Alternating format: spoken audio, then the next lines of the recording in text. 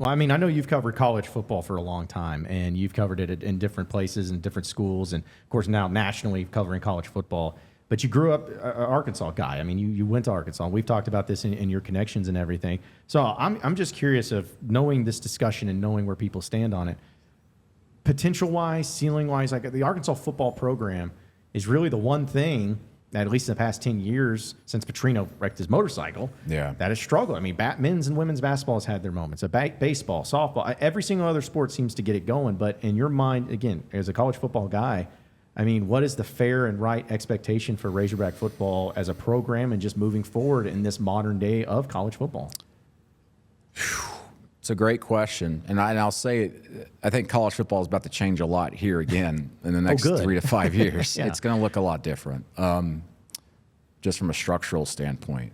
If you want to put a win total to it, I'll say Arkansas is probably perennially like a program that should be eight wins a year. You know, that's kind of what you should expect. Anything lower should be a little bit of a disappointment. Anything obviously below a bowl game should be disappointing to an Arkansas fan. But I will say this. I think that when we talk about, you know, is Arkansas on the level of Ole Miss or is Missouri still the same thing?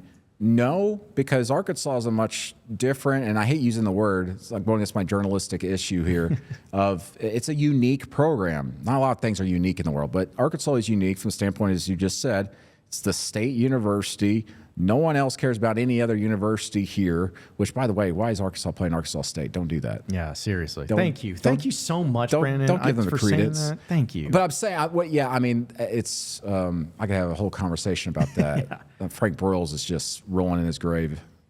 But, you know, Ole Miss shares a fan base with Mississippi State. That thing's fractured. I mean, it's an incredible rivalry, but they don't have the support that Arkansas has. Missouri, football-wise, doesn't come close to Arkansas football-wise. But when they get things rolling there, they get things going. But the thing is when Arkansas is rolling, they travel just as well as anybody. It's exciting. And also, they are completely bought in. And Arkansas fans are bought in and so invested no matter what the record is or whatever. But they do vote with their dollar and showing up to games. And, you know, what breaks my heart as like an Arkansas guy is, for example, I covered the Arkansas-Missouri game this past season. I'm sorry. And it was an ass beating. And Mizzou is just running the ball all over them. Arkansas is getting out physical on both lines of scrimmage. And all I could remember, obviously, were the great games I've seen in Razorback Stadium throughout my life. But also, I was like, God, just 2 years ago, I was sitting in this press box watching them physically whoop up on Texas, just push them around, kick their ass. And now Mizzou's coming in here and doing the same exact thing to them.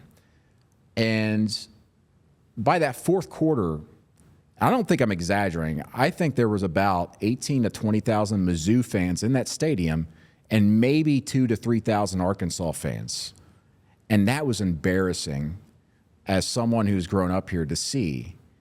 And that to me probably defined the season more than any other image I would think of. And obviously I'm not in Fayetteville every weekend. I'm doing other things and covering stuff. But when I was sitting there going, how did this happen? How's this happen? How's Mizzou get this good or whatever? But the thing is that if Arkansas had won 11 games last year, what would that look like? Well, we've seen it recently, and I say recently, it's been a decade, but under Bobby Petrino going the Cotton Bowl, beating Kansas State. The year before going the Sugar Bowl, a game that they probably actually should have won. Yep. And I mean, goodness gracious, all I could think of at that game, so I keep going on tangents here, was the very first offensive play of the game. You remember that play, throw that pass across the middle of the field? Joe Adams just could have, I mean, that game would have been a completely different thing just because Arkansas was going to start so hot, and then they had to play catch up and still almost won. But again, going back to your original question, they're not, quote unquote, on the level of Ole Miss or Mississippi State or even a Mizzou. I think they're above them. So why can't you be more successful than them? Same with Kentucky. Kentucky, seemingly people like try to cast them off as though they're Kentucky, but they're winning 8-9 games. Yeah. They're contending. They're going to New Year's games, and they're just routine, and they're beating Florida.